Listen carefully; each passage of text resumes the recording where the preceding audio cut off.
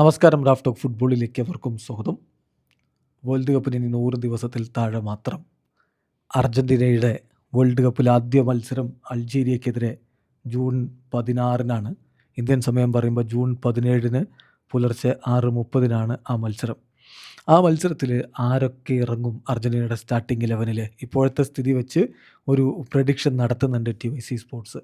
ഇനിയും 1-2 മാസങ്ങളുണ്ടല്ലോ, ഇപ്പോഴേ പറയുന്നതിൽ അർത്ഥമില്ല എന്നുള്ളതൊക്കെ ലോജിക്കലി ശരിയാണ്. പക്ഷേ ഫുട്ബോൾ പ്രേമികൾ ഇതിൻ്റെ ആവേശത്തിൽ ഇങ്ങനെയുള്ള പ്രഡിക്ഷൻസൊക്കെ നടത്തുക സ്വാഭാവികമാണ്. സോ അർജൻറ്റീനയിലെ പ്രമുഖ സ്പോർട്സ് മാധ്യമം TYC സ്പോർട്സിൻ്റെ ഒരു പ്രഡിക്ഷൻ, ഇപ്പോഴത്തെ നിലയിൽ ആരൊക്കെയായിരിക്കും അർജൻറ്റീനയുടെ ആദ്യ 11-ൽ അൾജീരിയക്കെതിരെ, അതായത് വേൾഡ് കപ്പിൽ അവരുടെ ആദ്യ മത്സരത്തിൽ ഇറങ്ങുക.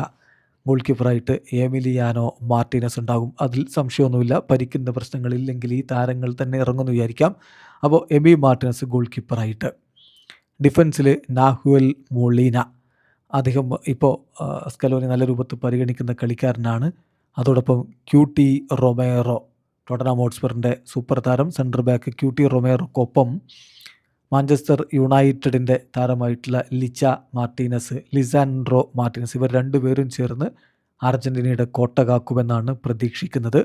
മറുഭാഗത്ത് നിക്കോളാസ് ടാഗ്ലിയാഫിക്കോ. അപ്പോൾ സെൻറ്റർ ബാക്കുമാരായിട്ട് QT റൊമേറോയും മാർട്ടിനസും, ഇരു പാർശ്വങ്ങളിലായിട്ട് നാഹുവൽ മോളിനയും അതുപോലെ നിക്കോളാസ് ടാഗ്ലിയാഫിക്കോയും. ഈ രൂപത്തിലുള്ള ഒരു ഡിഫൻസും കൊണ്ട് അർജൻറ്റീന ഇറങ്ങുകയാണെങ്കിൽ മധ്യനിരയിൽ റോദ്രിഗോ ഡിപോൾ, ഇന്റർ മയാമിയുടെ സൂപ്പർ താരം, അർജൻറ്റീനയുടെ സമീപകാലത്തെ കളികളിലെല്ലാം മധ്യനിരയിലെ സ്ഥിരം സാന്നിധ്യമായ ലിയോ മെസ്സിയുടെ കട്ടച്ചങ്ക് റോദ്രിഗോ ഡിപോളും മധ്യനിരയിലുണ്ടാകും. ഒപ്പം ലിയാൻഡ്രോ പെരേഡസ് ഇപ്പോൾ ബോക്ക ജൂനിയേഴ്സിന് വേണ്ടിയിട്ടാണ് കളിച്ചുകൊണ്ടിരിക്കുന്നത്.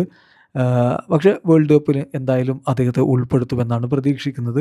അദ്ദേഹത്തോടൊപ്പം തന്നെ എൻസോ ഫെർണാണ്ടസ്, അതായത് നമ്മുടെ ചെൽസിയുടെ താരം, അർജൻറ്റീനയുടെ മധ്യനിരയിലെ ഏറ്റവും പ്രധാനപ്പെട്ട റോൾ വഹിക്കുന്ന കളിക്കാരൻ, കഴിഞ്ഞ വേൾഡ് കപ്പിലെ ഏറ്റവും മികച്ച യുവതാരത്തിനുള്ള പുരസ്കാരം നേടിയ താരം. സോ എൻസോ ആയിരിക്കും ഇറങ്ങാമെന്ന് വിചാരിക്കാം.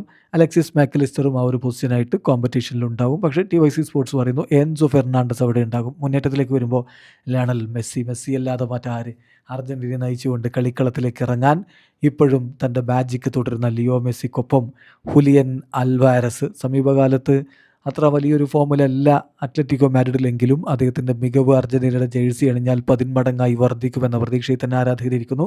ഒപ്പം തിയാഗോ അൽമെയ്ഡ. ഇതായിരിക്കാം അർജൻറ്റീനയുടെ പ്ലേയിങ് 11 എന്നാണ് ഇപ്പോഴത്തെ ഒരു സ്ഥിതിവിശേഷം വെച്ച് പറയാൻ പറ്റുക എന്നാണ് TYC സ്പോർട്സിൻ്റെ റിപ്പോർട്ട്. നമുക്കറിയാം ലൗട്ടറൊക്കെ പരിക്ക് പറ്റിയൊക്കെ പുറത്ത് നിൽക്കുന്നൊരു ഘട്ടമാണ്.